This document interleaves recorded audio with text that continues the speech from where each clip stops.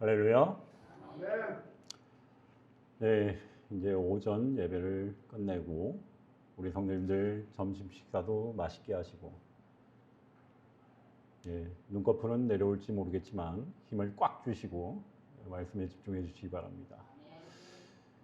오늘 말씀 제목이 잘렸어요. 제목이 길다 보니까 다 넣을 수가 없어서 잘렸습니다. 너의 눈물을 땡땡땡. 그 뒤에 이어질 말씀을 맞추시는 분에게 박수 한번 쳐드리겠습니다. 네, 저는 분명히 뒤에 뭘 하겠다라는 얘기를 하기 전에 이렇게 하면 제가 수월해요. 박수 한번 쳐드리겠습니다. 이렇게. 큰 선물을 준다고 미리 얘기하면 큰일 날 뻔했어요. 그렇죠? 네. 오늘은 시편 56편 8절의 말씀을 가지고 너의 눈물을 내가 봤노라 라는 제목으로 말씀을 나누고자 합니다. 여러분, 세계적인 특송 가수를 이렇게 모셔오는 것도 정말 힘들어요. 우리 성도님들 중에 이렇게 나와서 하는 게 더 힘든 것 같아요. 근데 성도님들이 나오면 제가 이렇게 초청 가수를 초빙 안 해도 되고 좋을 것 같아요. 다음부터 주중에 제가 특송하기 힘이다 하시는 분들은 저한테 카톡을 날려주시거나 전화를 주시면 바로 제가 특송 올리도록 하겠습니다. 여러분 잠깐 이 시에 대해서 시편 56편에 대해서 잠깐 말씀을 드리고 이어가도록 하겠습니다. 이 시는 다윗이 블레셋 사람들에게 붙잡혀서 아주 큰 어려움, 큰 두려움 가운데 있을 때 하나님께 드린 그러한 기도입니다. 그 첫 번째로 나의 유리함을 주께서 계수하셨사오니라고 말씀하시고 있어요. 유리함은 떠돌아다니며 방황하는 그러한 삶을 의미하는 것입니다. 다윗은 사울을 피해서 방황하는 삶을 뜻하는 것입니다. 그리고 다윗은 이 사울을 피해서 광야와 여러 지역을 돌아다니는 것을 우리는 보게 됩니다. 하나님은 다윗이 걸어온 모든 그러한 길, 그 길과 고난을 하나도 빠짐없이 뭐하고 계실까요? 알고 계셨어요. 우리의 삶도 하나님께는 잊힌 시간이 없습니다. 우리의 삶 가운데 하나라도 하나님께 잊혀진 시간은 없다라는 거예요. 그리고 나의 눈물을 주의 병에 담으소서라고 얘기를 하고 계십니다. 고대에는 귀한 사람의 눈물을 병에 담아가지고 간직하는 그런 풍습이 있었대요. 다윗은 하나님께 그 자신의 눈물 한 방울도 귀하게 여기시고 기억해 달라고 간구합니다. 이는 하나님께서 우리의 슬픔과 아픔을 외면하지 않으신다라는 깊은 신앙의 고백인 거예요. 그리고 뭐라고 기록되어 있는가 하면 주의 책에 기록되지 아니하였나이까라고 말씀하셔요. 하나님은 자신의 백성, 그 자신의 백성의 삶, 그 삶과 기도를 기억하시는 분이십니다.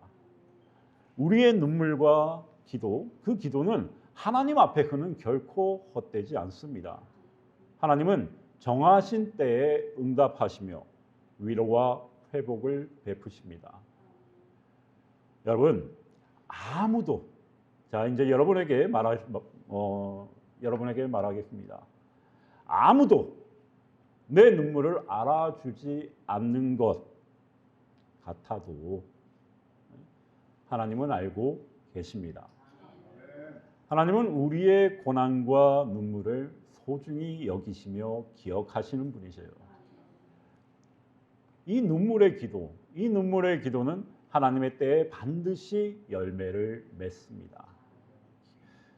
사랑하는 우리 영광장로교회 성도 여러분, 우리의 인생은 눈물의 강을 건너고 있는 것처럼 느껴집니다. 눈물 없이는 갈 수 없는 그러한 길을 걸어가고 있는 것 같아요. 태어날 때부터 뭐 하죠? 네, 울면서 태어나잖아요. 우리의 삶은 울면서 시작합니다. 태어날 때부터 울음으로 흘리는 그 인생, 그 눈물, 그 시작한 인생은 살아가는 동안에 그 태어날 때부터 응애하면서 눈물 쫙 흘리면서 시작한 그 인생이 인생을 살아가는 그 동안에도 수많은 눈물을 경험하게 됩니다. 사랑하는 사람을 잃고 흘리는 눈물도 있을 것이고 자녀 때문에 흘리는 눈물도 있을 거예요. 그리고 환경적인 그러한 것들로 인해서 흘리는 눈물들도 있을 것입니다. 또 육신의 연약함, 육신의 질병, 고통으로 인해서 흘리는 눈물도 있을 것입니다. 그리고 사람으로 인한 배신과 상처로 인해 흘리는 눈물도 있을 것입니다.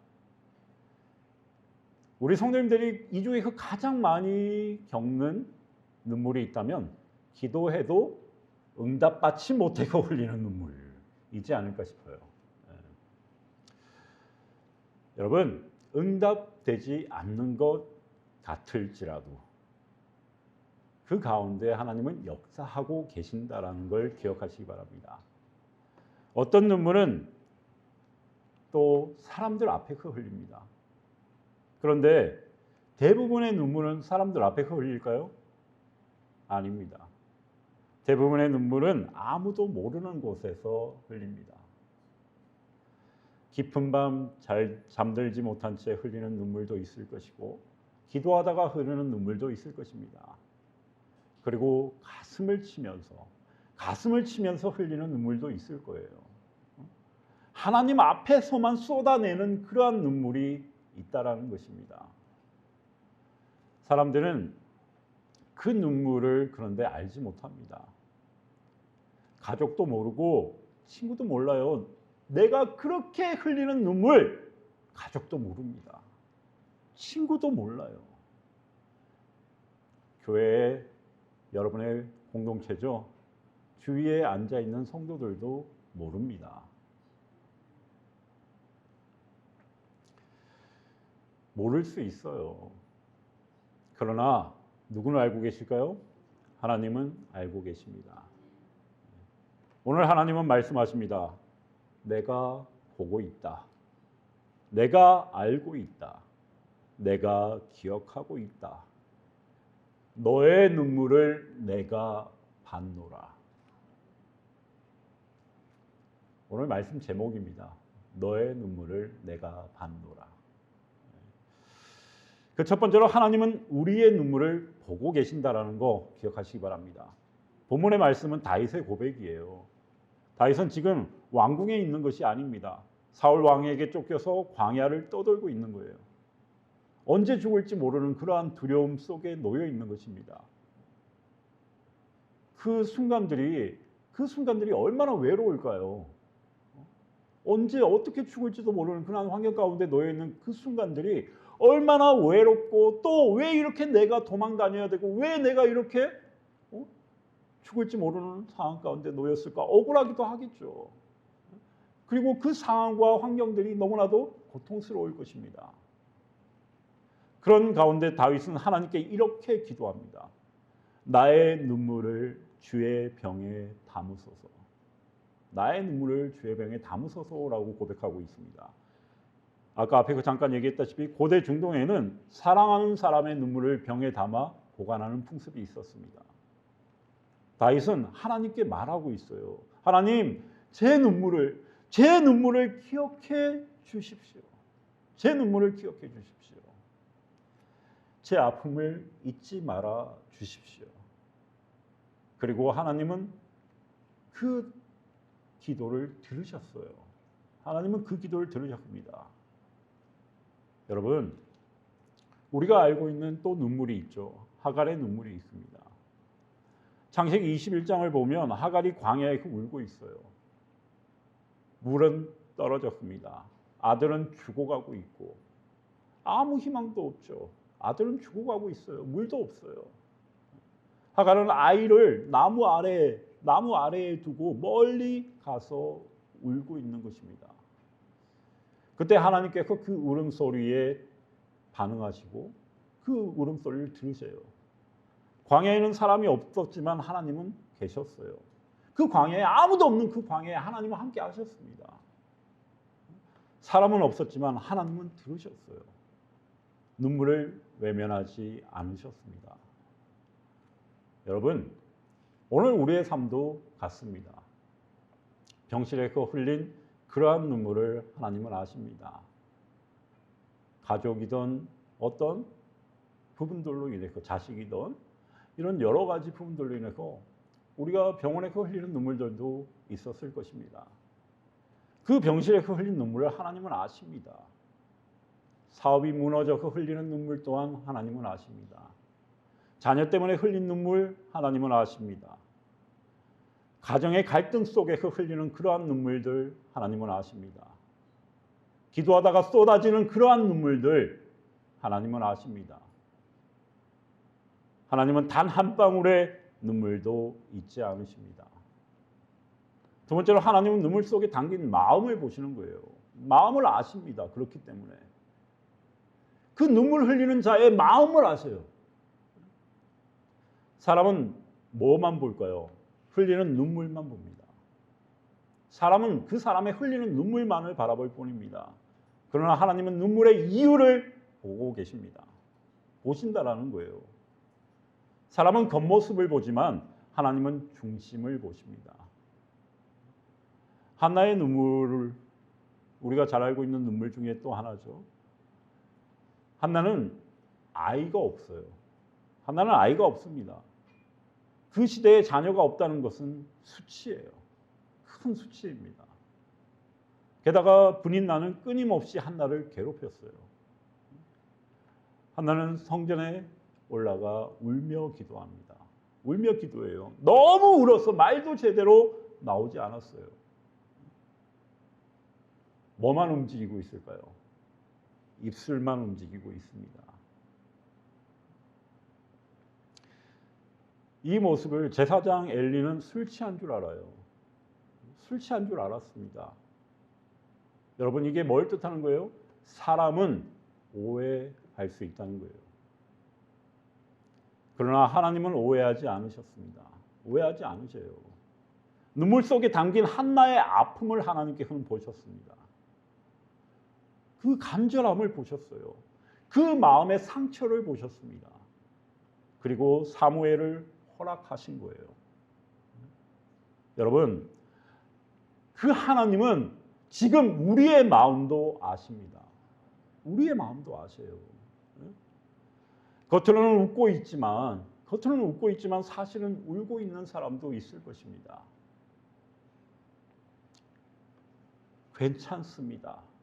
괜찮습니다라고 말하지만 사실은 괜찮지 않은 사람도 있을 거예요. 사람들에게 말하지 못하는 그런 아픔이 있는 사람, 하나님은 모두 알고 계십니다. 그래서 하나님은 우리의 눈물을 귀하게 여기십니다.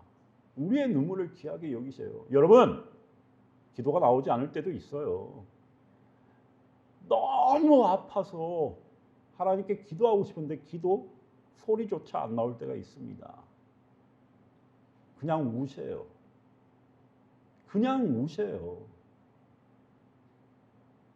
하나님은 그 눈물의 이유를 아십니다.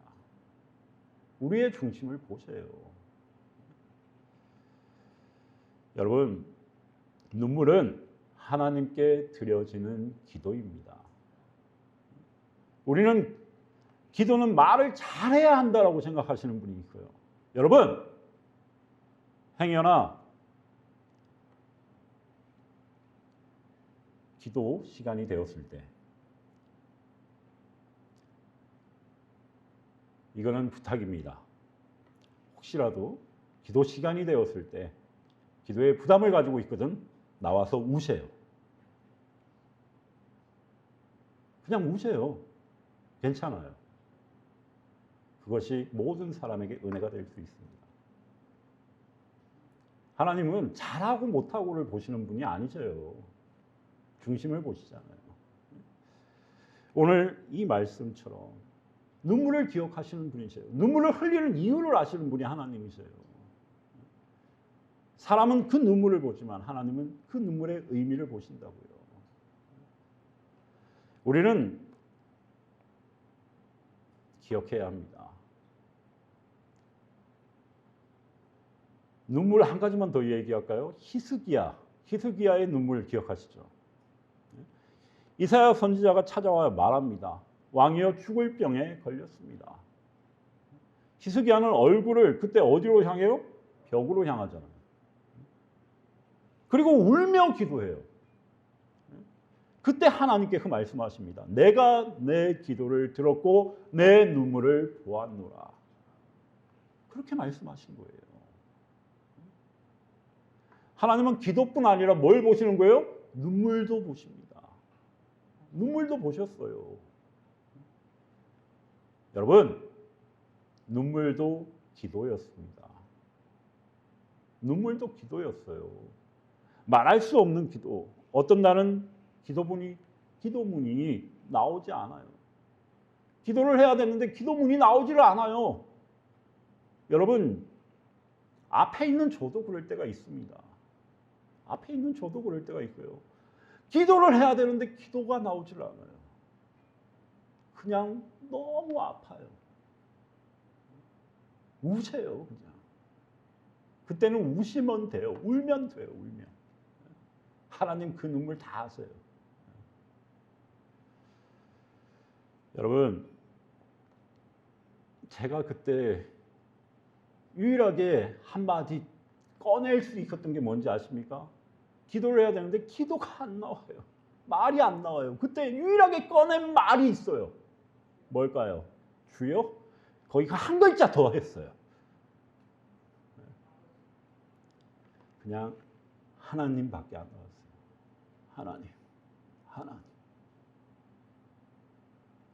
이 하나님이라는 말밖에 못했습니다. 어떤 날은 눈물만 흘러요. 그러나 하나님은 그 눈물까지도 기도로 받으십니다. 기도로 받으셔요. 눈물은 하늘이 듣는 언어예요.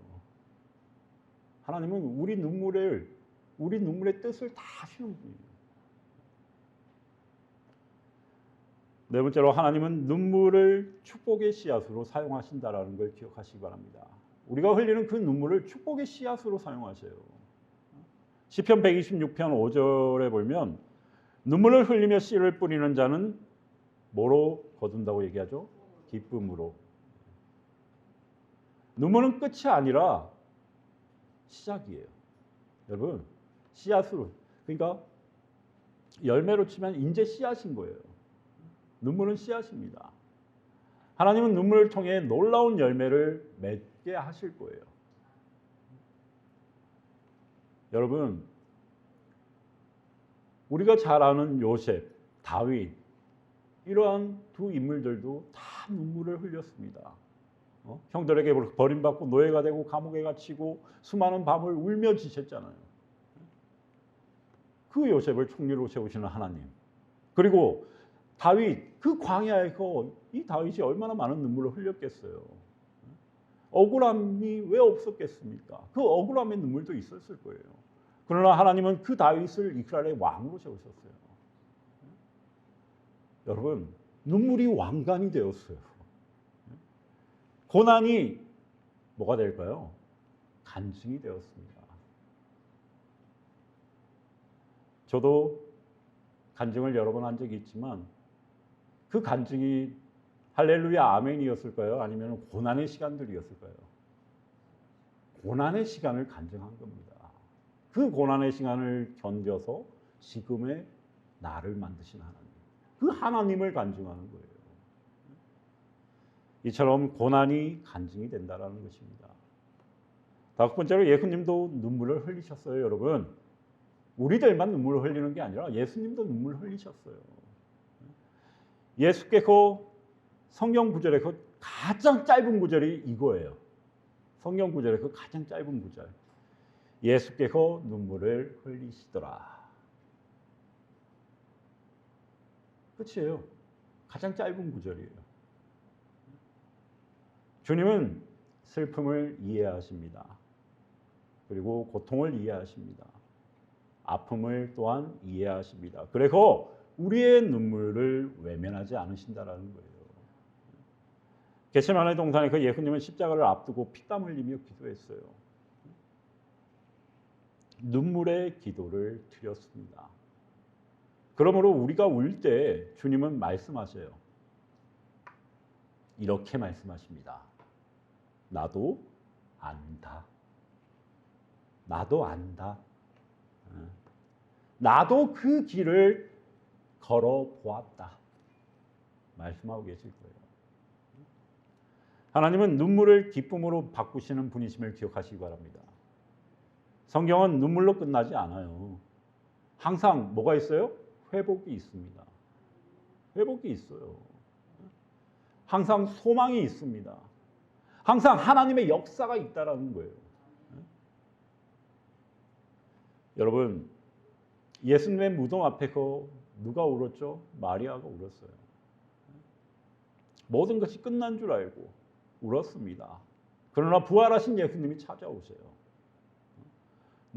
그 순간 뭐가 돼요? 그 눈물이 기쁨으로 바뀌어요. 눈물이 기쁨으로 바뀐 거예요. 절망이 소망으로 그 순간 바뀐 겁니다. 그 상실된 모든 마음들이 다 회복되는 순간이에요. 회복으로 바뀐 거예요. 시편의 고백은 저녁에는 울음이 깃들일지라도 아침에는 기쁨이 오리로다라고 얘기합니다. 밤은 길 수 있습니다. 그러나 끝까지 밤만 지속되진 않아요. 밤은 어느 순간이 되면 끝납니다. 끝나지 않는 밤은 없습니다. 하나님은 반드시 우리에게 뭘 주실까요? 새 아침을 주실 것입니다. 여러분, 그리고 우리가 소망으로 삼고 있는 이 천국에서는 더 이상 눈물은 없어요. 요한계시록 21장 4절은 이렇게 얘기합니다. 모든 눈물을 그 눈에서 닦아주시니라고 말씀하세요. 하나님께서 친히 닦아주신다라는 거예요. 그곳에는 여러분 너무나도 잘 알고 있다시피 사망도 없어요. 질병도 없어요. 이별도 없습니다. 상처도 없어요. 아픔도 없습니다.